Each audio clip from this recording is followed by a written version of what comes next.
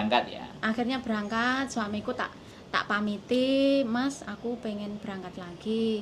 Nah, terus anaknya sama siapa? Ya anaknya sama ibuku kan gitu. Ibuku kan di Kediri.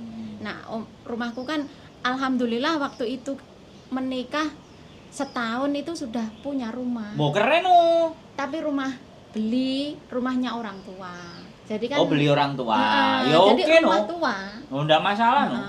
Dua rumah the best sampean wisan. Ya, Umur itu setahun. seneng banget tuh waktu Kerja. itu sebenarnya. Kerja 4 tahun. 4 tahun. Dapat rumah satu, tinggalan orang tua lah. Mm-mm. Kita beli. Terus nggak beli lunas, uangnya separuh dulu. Terus orangnya bilang, ya udah yang separuh terserah, maksudnya nyantai, bisa setahun, 2 tahun, 3 tahun, orangnya bilang gitu. Orang tuanya sampean? Nggak, orang tua yang jual rumah itu. Orang tua yang Yang jual. Lu ya berarti rezeki no sama sampean.